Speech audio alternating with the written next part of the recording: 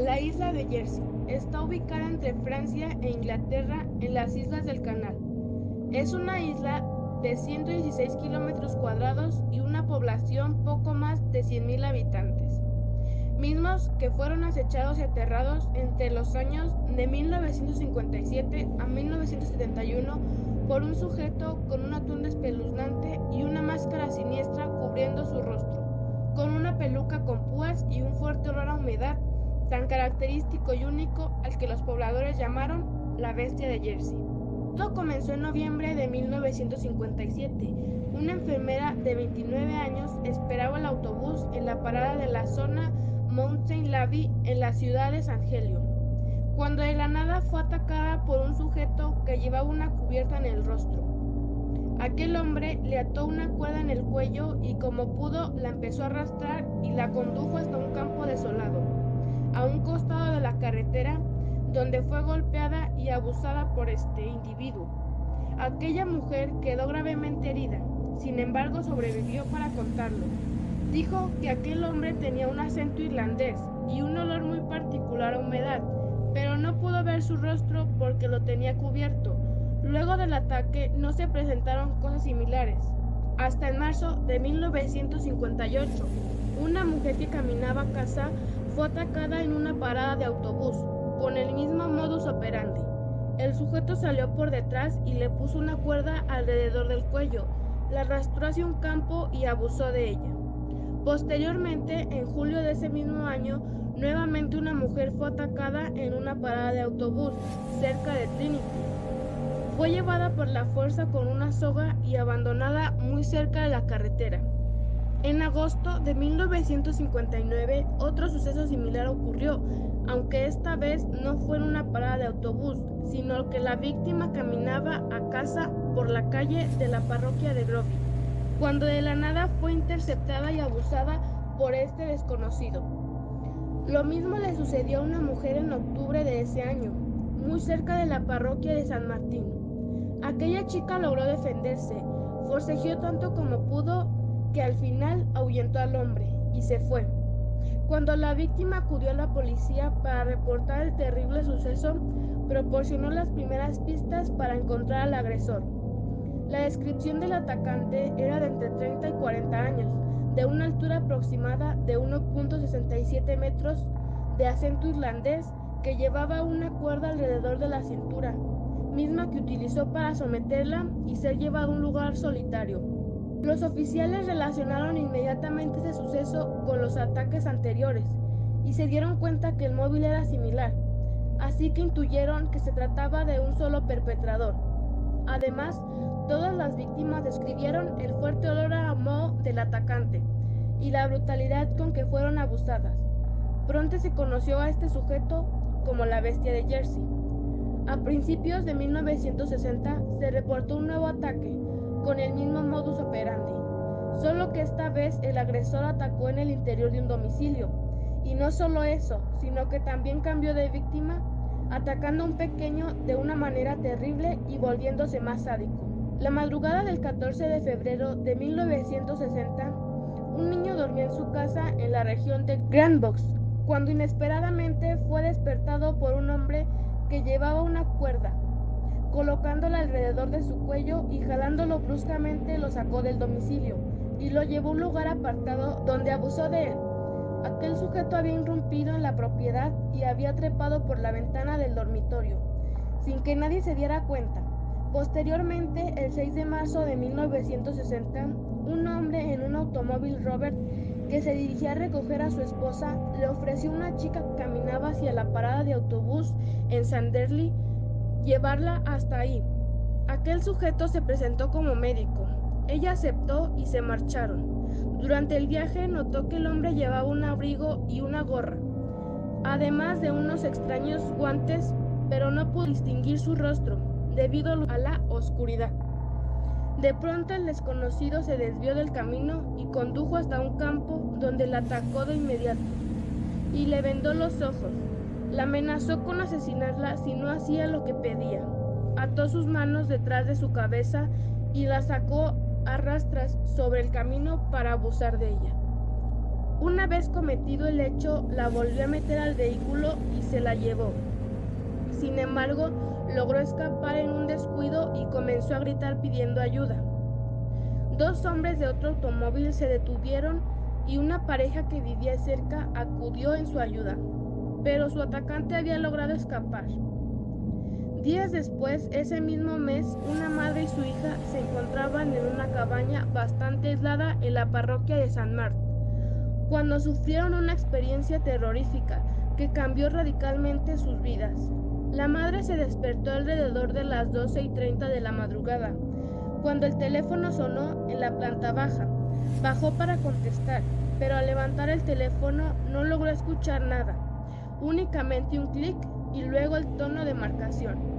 Nuevamente volvió a la cama y se quedó dormida, pero una hora más tarde la despertó un sonido extraño proveniente del piso de abajo.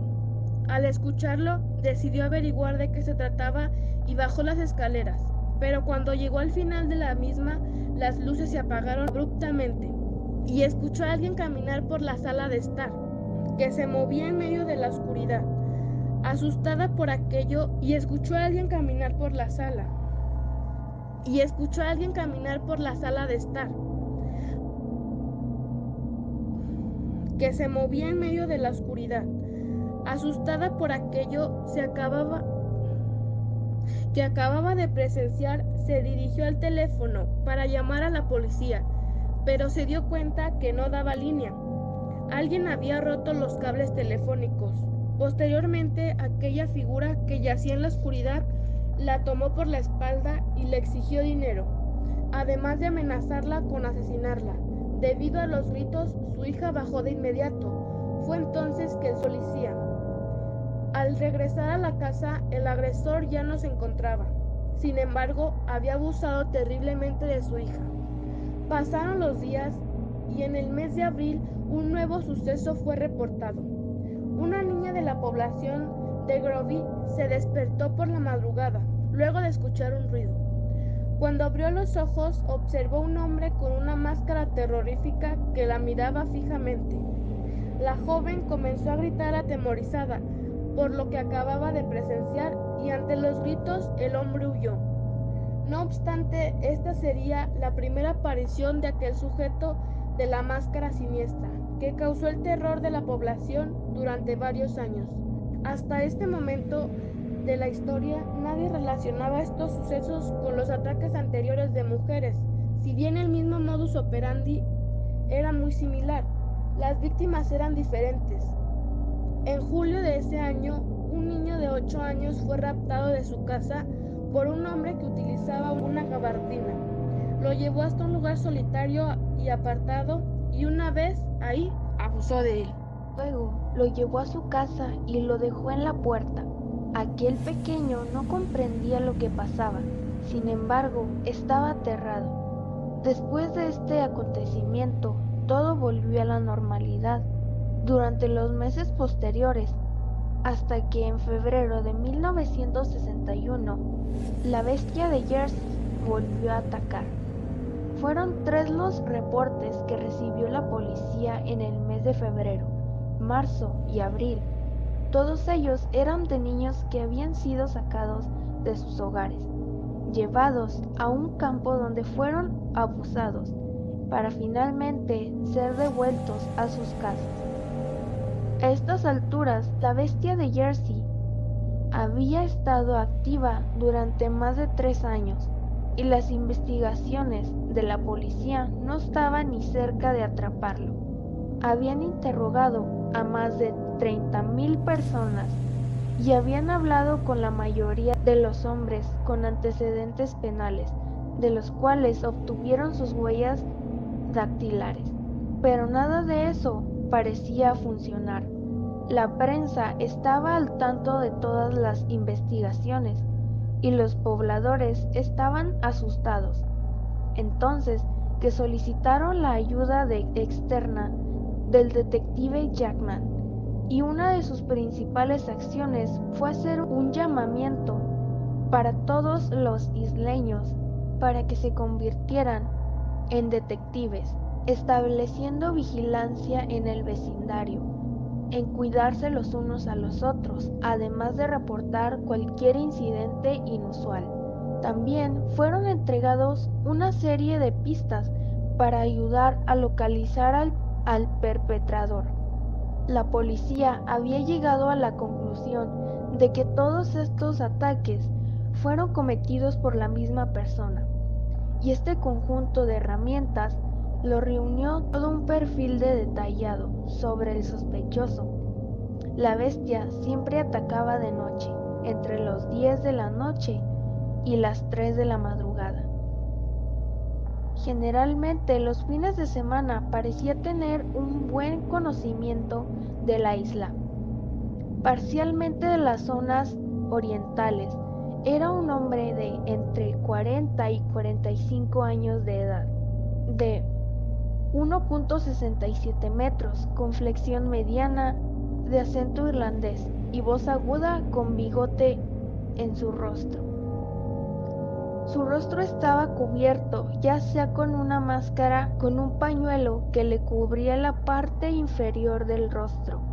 Llevaba una chaqueta o impermeable que le llegaba hasta los muslos. Además, usaba gorro de víscera y guantes. Desprendía un fuerte olor a humedad. Llevaba una antorcha durante los ataques. Por lo general, seguía el mismo patrón. Entraba a la casa por la ventana del dormitorio de una manera rápida, silenciosa. A la víctima se les vendaban los ojos y se les ataba una cuerda alrededor del cuello. Posteriormente eran llevados a un campo cercano y abusaba de cada una de ellas, y luego las regresaba a su casa. Durante el ataque, el agresor hablaba mucho con su voz muy suave, y en algunas ocasiones mencionaba a su esposa y hacía referencia a su madre fallecida, a la que supuestamente habría asesinado por sus problemas con la bebida.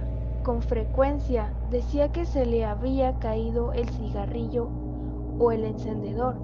Todas estas peculiaridades fueron compartidas en la isla de Jersey, que algunas personas sospechaban de alguien, inmediatamente debían llamar a las autoridades. Gracias a la difusión masiva del perfil, aquel sujeto dejó de atacar. El plan había funcionado, como los investigadores esperaban. Durante 2 años no se volvió a reportar ningún incidente, y la isla tuvo paz durante ese tiempo.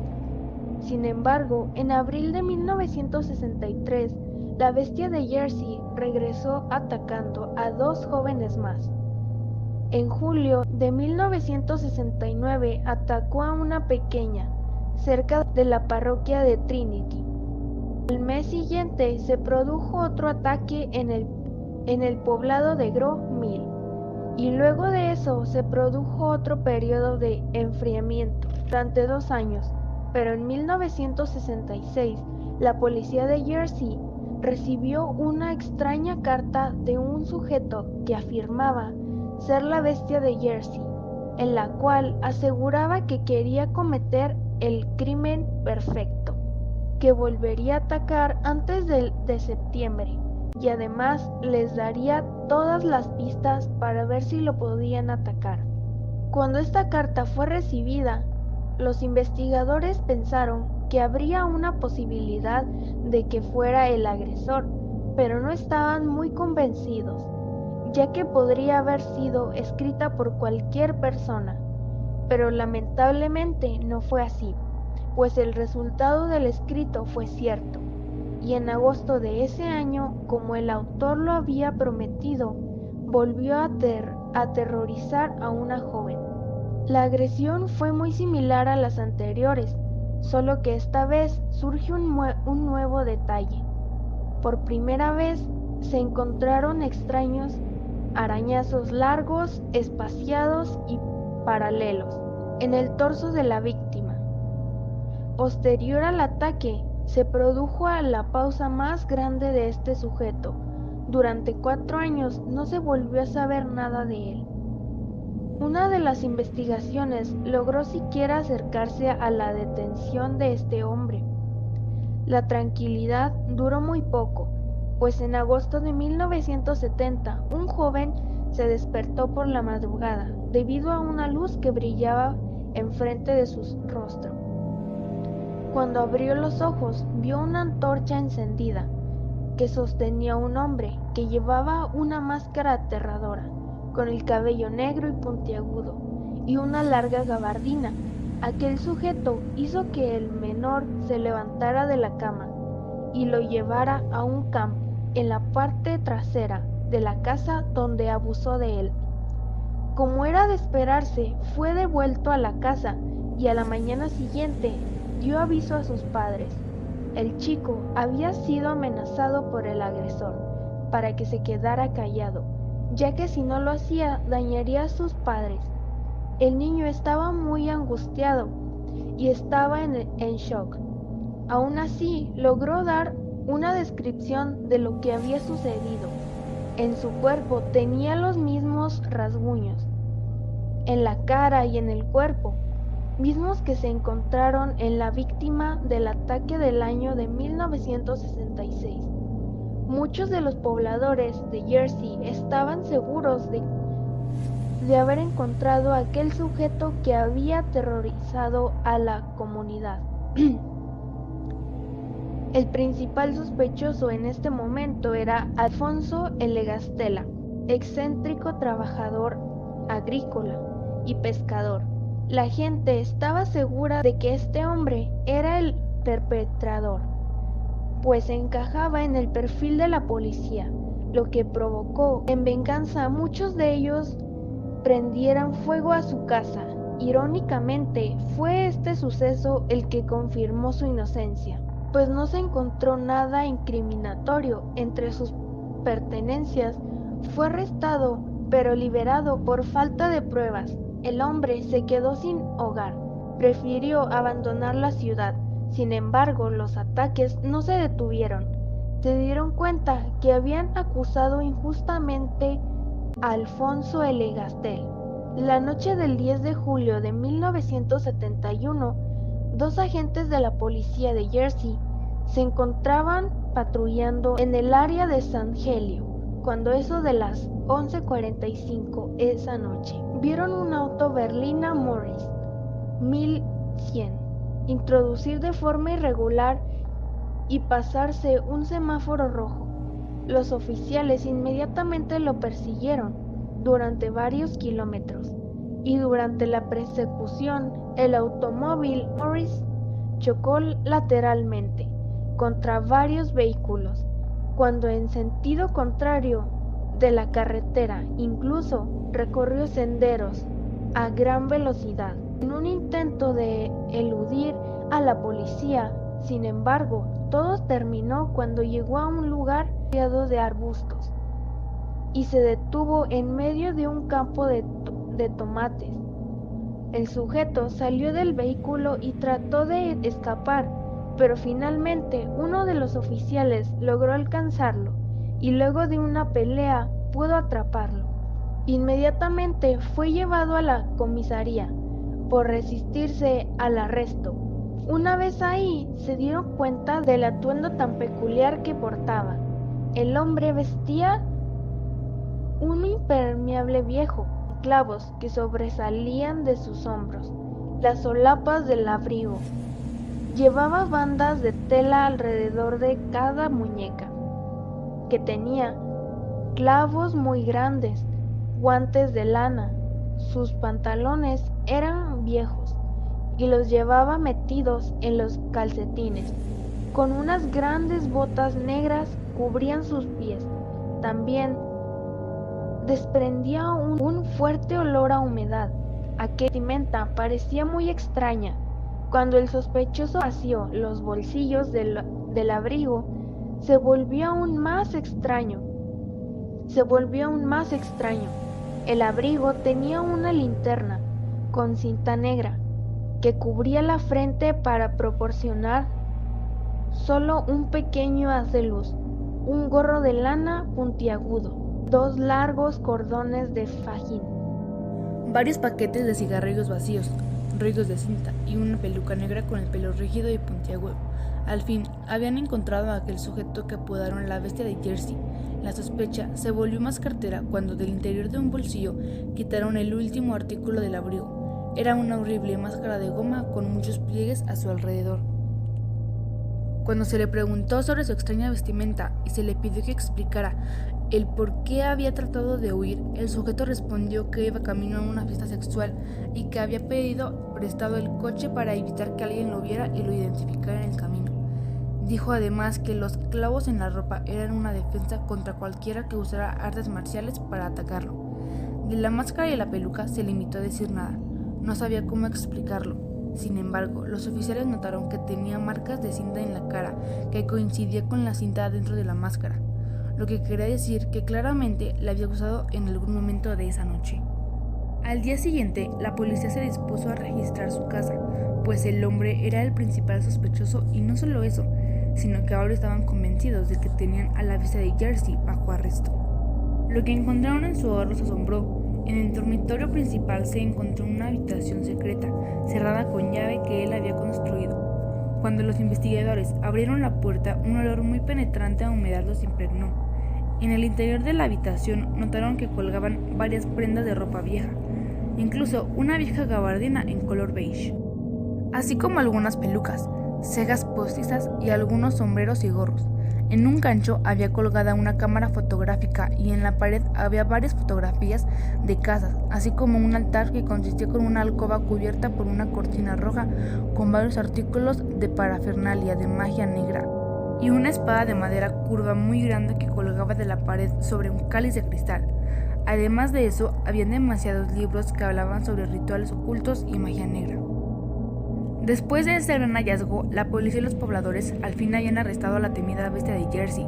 Sin embargo, toda la comunidad estaba sorprendida, pues se trataba de Edward Paisnell, quien prácticamente era considerado un hombre inofensivo dentro de la comunidad. Edward John Louis Paisnell era nativo de la isla de Jersey y provenía de una familia de buenos recursos. Al momento de su arresto tenía 46 años. Era un contratista de obras muy conocido en toda la isla. Estaba casado con Joan Paisnell, tenía una hija y 2 hijastros. Edward se había casado con Joan en el año de 1959. Sin embargo, el matrimonio estuvo mareado por frecuentes altibajos hasta poco después del nacimiento de la hija de la pareja. Cuando vivieron como marido y mujer no eran muy unidos y casi no tenían intimidad. Su esposa había dirigido un hogar de acogida para niños llamado La Preferencia, donde conoció a Edward Paisnell. Los niños lo conocían como Tío Ted, un agradable sujeto que siempre tenía dulces y regalos para ellos. Incluso jugaba y se divertía con los pequeños, y todos los años se disfrazaba de Papá Noel para repartir regalos a los niños de la casa. Y en general, era un hombre amable, respetable y muy querido por los niños. La única falla que había cometido fue durante la Segunda Guerra Mundial, cuando fue acusado de robar comida que fue distribuida a familias hambrientas. Debido a esto, pasó un mes en prisión. Con el tiempo, todo cambió. Paisnell empezó a comportarse diferente. Construyó un anexo en la casa donde vivía la pareja en el dormitorio principal que constaba de una oficina y una gran sala de estudio. A menudo salía por las noches a pescar. Sin embargo, nadie notó nada extraño. Ni siquiera su esposa, quien lo consideraba un hombre normal que tenía un bajo deseo de intimar, aunque al momento del arresto pudieron verificar que Edward tenía una amante. El 29 de noviembre de 1971 comenzó el juicio en contra de Edward Paisnell, quien era acusado de 13 cargos de abuso y agresión contra 6 víctimas. A pesar de que alrededor de 100 personas lo denunciaron como su agresor, únicamente se le pudieron comprobar estas 6. La bestia de Jersey nunca asesinó a nadie, a pesar de que fue considerado sospechoso de algunos asesinatos. Su motivación era aparentemente Satanás o algunas otras deidades que veneraba. Reveló una gran obsesión con la magia negra y con uno de los hombres más malvados de la historia, Gilles de Rais, un sujeto que como Paisnell abusó y asesinó a muchos jóvenes. Las agresiones de la bestia de Jersey fueron de alguna manera un intento de imitar las acciones del mismo Gilles. Paisnell nunca logró explicar qué lo motivó a cometer los ataques y tampoco por qué cambió de una víctima a otra. únicamente se limitó a dar respuestas escasivas y sin contexto, y la mayor parte del juicio solo habló de maldiciones y rituales esotéricos, además de su participación en la magia oscura. Cada que lo acusaban de algún ataque, simplemente respondía que la policía tenía que aprobar dicha acusación. Dentro del juicio, se reveló cuán astuto había sido Edward Paisnell y cuán planeados fueron sus ataques. Las fotografías de las casas demostraron que había seleccionado a cada una de sus víctimas, a veces con años de anticipación. Esto explicó cómo sabía exactamente a qué habitación ir y cómo no molestar a los demás integrantes de la familia. Sabía perfectamente cómo acceder y salir de la propiedad con el menor ruido posible. En cuanto al acento irlandés que utilizaba mientras cometía los ataques y los cigarrillos que supuestamente perdía al momento de agredir a sus víctimas, eran simplemente pistas falsas para desviar a la policía de su rastro, pues Edward era nativo de Jersey y no fumaba. La máscara que utilizaba fue diseñada no solo para disfrazarlo, sino también para infligir terror a sus víctimas y poder dominarlas con mayor facilidad. Los clavos que utilizaba en la gabardina y en sus muñecas las había colocado en posiciones estratégicas a modo de que si alguna de las víctimas lo quisiera tocar, se lastimaría al hacerlo y así no pudieran defenderse, además de que estaba diseñado para ayudarlo a escapar si era posible que lo interrumpieran. La carta entregada a la policía, en la cual se mostraba orgulloso de sus actos, la había escrito este sujeto. Ello fue confirmado por su esposa y reconoció de inmediato su letra. Se determinó que Paisnell definitivamente era un hombre malo y que de ninguna manera era un enfermo mental. Hacía lo que hacía porque simplemente lo disfrutaba. Solo tomó 38 minutos para que se llegara a un veredicto de culpabilidad contra Paisnell por todos los cargos y lo llevaron a la espera de la sentencia. Se presentó en el mismo tribunal 2 semanas después, donde permaneció en silencio e impasible y finalmente fue sentenciado a 30 años de prisión, mismos que debía cumplir en la prisión de Winchester. Luego de algunos meses apeló su condena, sin embargo su apelación no tuvo éxito y fue devuelto a prisión para cumplir su condena. No obstante, solo cumplió 20 años de prisión luego de ser considerado un prisionero modelo y fue liberado en el año 1991. Tras su salida, regresó a Jersey, aunque brevemente, pues los pobladores de la isla lo echaron y no tuvo más opción que mudarse a la isla de Wight, donde murió de un ataque cardíaco en el año de 1994, solo 3 años después de ser liberado. Sin duda alguna, este es uno de los casos más extraños y perturbadores de los que se tenga registro alguno. La bestia de Jersey aterrorizó a toda una población durante muchos años y causó el asombro de todos aquellos que un día lo consideraron un buen hombre. ¿En qué momento abandonó la razón para caer en la locura? ¿Quiere que le baile? Haría eso por mí.